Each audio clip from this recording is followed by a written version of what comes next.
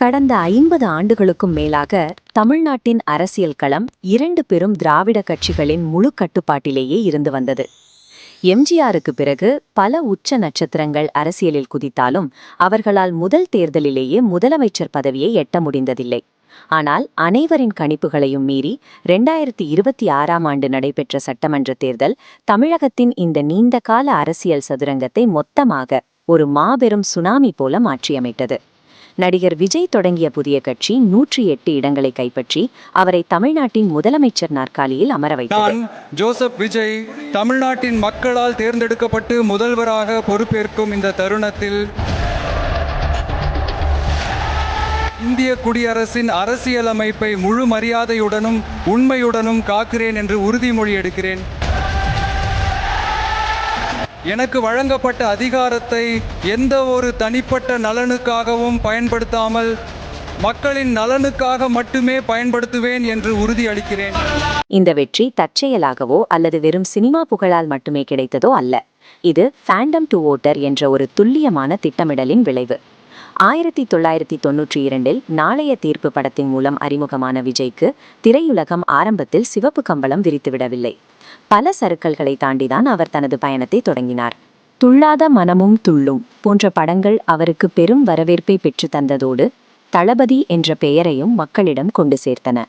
கில்லி, மெர்சல், சர்க்கார் என அடுத்தடுத்து வெறியான வசூல் சாதனை படங்கள் மாநிலம் முழுவதும் அவருக்கு ஒரு பிரம்மாண்ட ரசிகர் பட்டாளத்தை உருவாக்கின. ஆனால் இங்கேதான் ஒரு சிக்கல் இருந்தது. ஒரு நடிகரின் ரசிகராக இருப்பது வேறு, அவருக்கு வாக்களிக்கும் குடிமகனாக மாறுவது என்பது வேறு. தனக்கு முன் அரசியலுக்கு வந்த பல நடிகர்கள் சந்தித்த அதே தோல்வியை சந்திக்காமல் இருக்க விஜய் ஒரு புதிய அணுகுமுறையை கையாள வேண்டியிருந்தது. முதல் கட்டமாக சிதறி கிடந்த தனது ரசிகர் மன்றங்களை மாநில தழுவிய ஒரு கட்டுப்பாடான அமைப்பாக அவர் மாற்றியமைத்தார். அடுத்து இந்த மன்றங்களை வெறும் சினிமாவுக்கான அமைப்பாக வைக்காமல் மக்கள் பணிகளை செய்யும் சமூக நல அமைப்புகளாக நீண்ட காலத்திற்கு முன்பே களத்தில் இறக்கினார். இந்த நீண்ட கால தயாரிப்பின் உச்சமாக 2024 பிப்ரவரி 2ஆம் தேதி தளபதி வெற்றி கழகம் என்ற தனது அரசியல் கட்சியை அவர் அதிகாரப்பூர்வமாக அறிவித்தார். அப்போது அவர் எடுத்த ஒரு முடிவு பொதுமக்களை ஆச்சரியத்தில் ஆழ்த்தியது. தனது திரையுலக பயணத்தை முழுமையாக முடித்துக்கொண்டு இனி மக்கள் பணி மட்டுமே என அறிவித்தார். சினிமாவையும் அரசியலையும் ஒரே நேரத்தில் கவனித்த மற்ற நடிகர்களிடமிருந்து இந்த தீவிரத்தன்மை அவரை பிரித்து காட்டியதுடன் வாக்காளர்கள் மத்தியில் ஒரு நம்பகத்தன்மையை உருவாக்கியது. 2026 தேர்தலை எதிர்கொண்ட போது விஜயின் இந்த திட்டம் களத்தில் எந்த அளவுக்கு வேலை செய்யும் என்ற கேள்வி அனைவரிடமும் இருந்தது.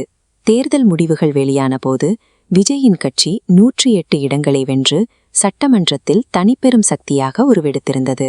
ஆட்சி அமைக்க தேவையான 118 இடங்களுக்கு இன்னும் 10 இடங்கள் மட்டுமே குறைவாக இருந்தன.